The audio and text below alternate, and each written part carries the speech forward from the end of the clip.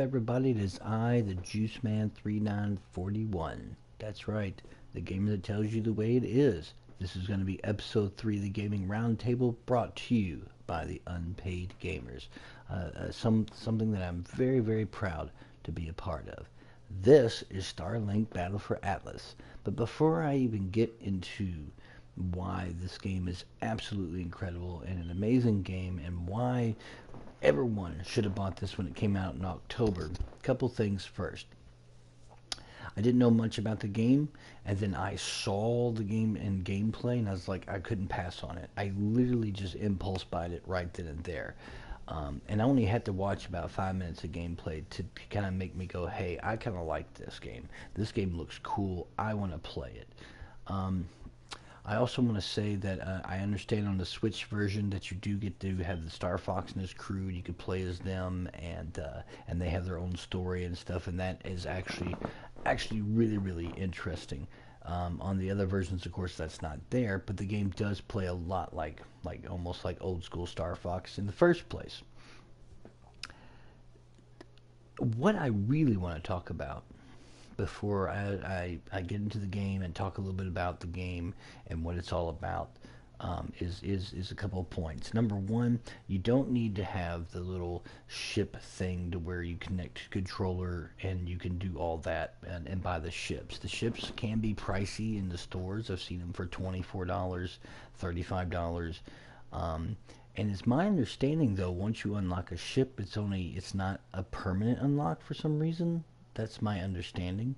I didn't get into that. The game does give you the option to give you a digital, ask you if you want to do, if you have the actual toy ships to connect to a controller, or you can play digitally.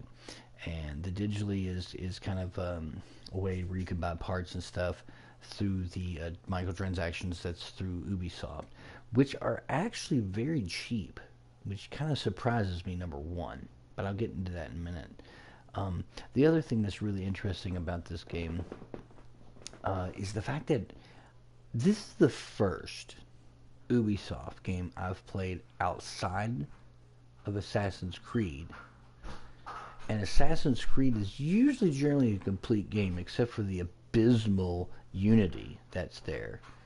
And the thing about Assassin's Creed is that for the most part they're pretty solid. Like, I mean, Odyssey is amazing, by the way. So is Origins, but Odyssey in particular. But when you look at their other games, and everyone knows on my other Gaming Roundtable channel how much I both love the games they put out and absolutely just loathe and despise the fact that they make their games with these bare minimum effort. Look at Rainbow Six Siege, look at Division, look at Tom Clancy Wildlands, look at For Honor. I mean, just one case after another where the games are really, really good now, but that's either the game's been out a year and a half or 2 years. And even though like right now, the Division, the first one, is really, really, really good, but you'd be hard-pressed to find anybody really playing it, and it's just not like it was. And so what really surprises me most about this game is the fact this game is complete. It is good from day one, right? I mean, it runs butterly smooth on the Snowdrop engine. It looks good, sounds good, plays good. It's already good. Like, could not believe that Ubisoft even made this game. I'm floored by the fact that they actually made this game. And it's like, holy cow. Like, how I don't have to wait 2 years or a year and a half for this game to be good. I don't know why Ubisoft just doesn't do this all the time.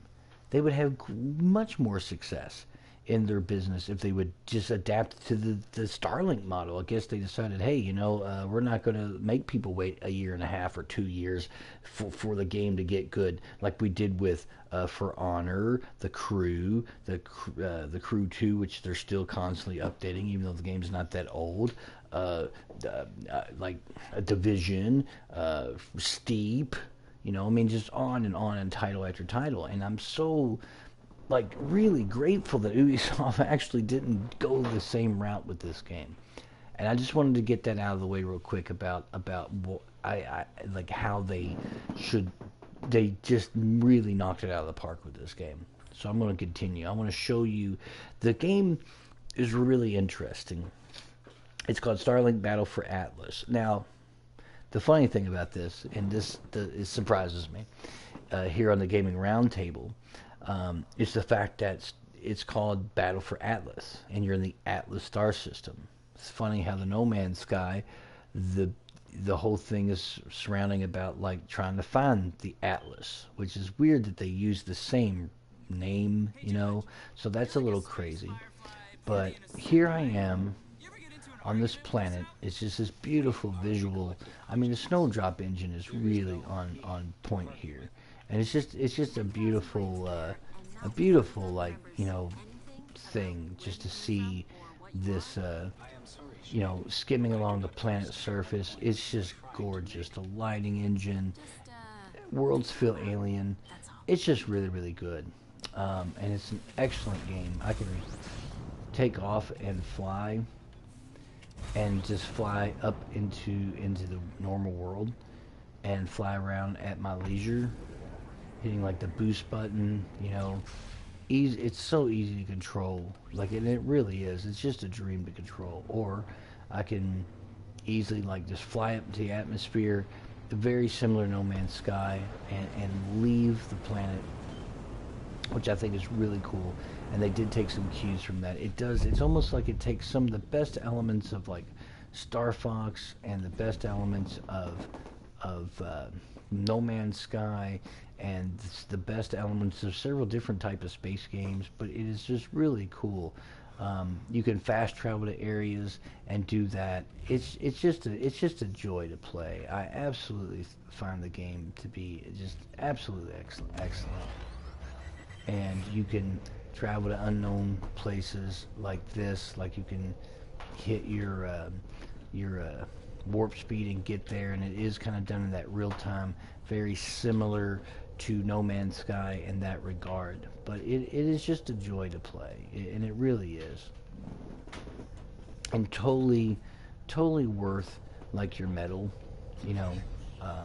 Which I just love the game. It's fantastic, and again, surprising that Ubisoft like actually made it not just well, but just nailed it. Its sound design, its exploration, everything that it can do is it's just hard to explain. Like, you'd have to play it. It just scratches that itch of exploration.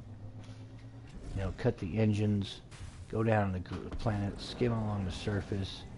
You can like, and one of the things you can do in the game too is you can actually talk to these different outposts and then help them out, and then they join your cause and they help you mine resources. They do all this stuff. So there's this weird kind of bizarre strategy kind of element to the game. It's just got these great controls. You can hop, for example, and do that, and you can do tricks with your circle button, and you actually get XP for doing that, and that's actually pretty fun. And again, it's just got this wonderful, like, colorful palette. Really, you know, you run into creatures, they're interesting. You find, you know, basic components and loot and stuff out there in the world, and on your map here. And again, really neat. You do have a scanner, different things. Like here, for example, you can pick up this gravity canister with your thing, and I can use it to throw as an enemy, for example. And if I throw it, it'll create a big gravity well, sucking enemies, which is pretty neat. It's a really neat thing.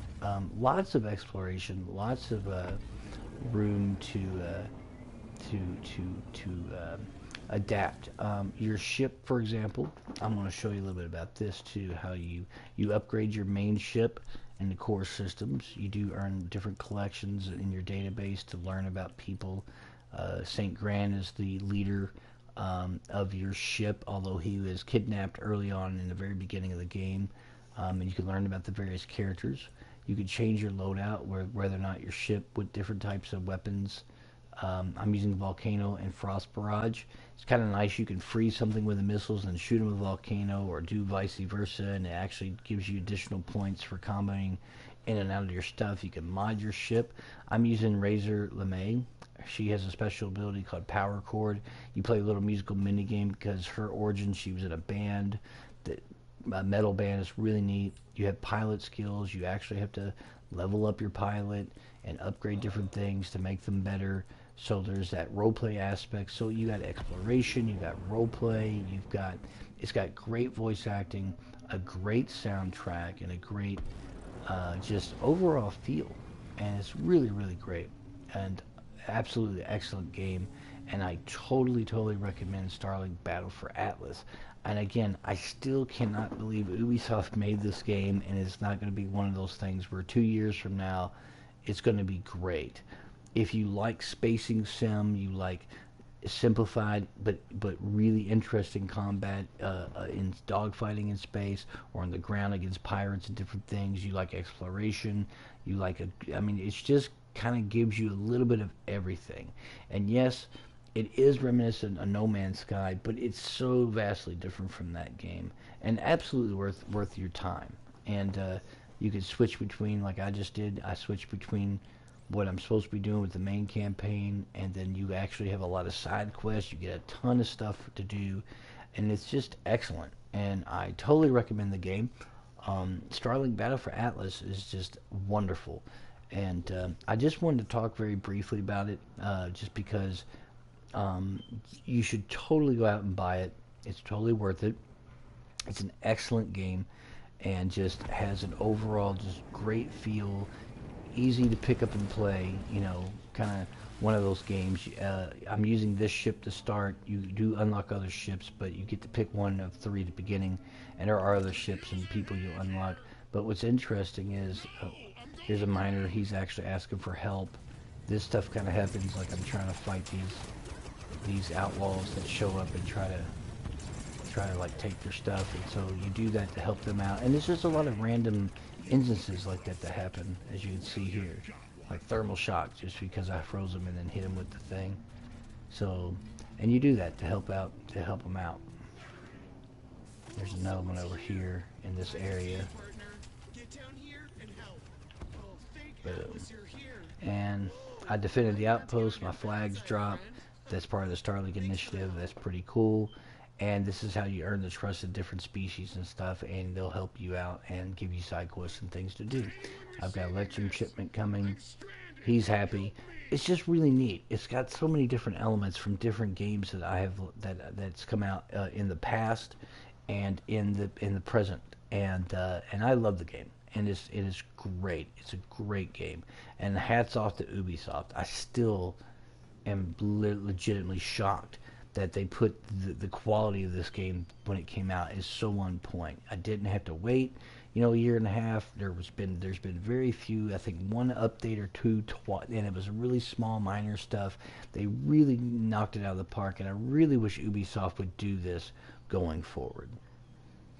This has been episode 3 called Starlink and Ubisoft. Thank you for joining the Gaming Roundtable. Please check out Posthuman Guys, or my buddy John's podcast that he just put out on the Unpaid Gamers here on YouTube.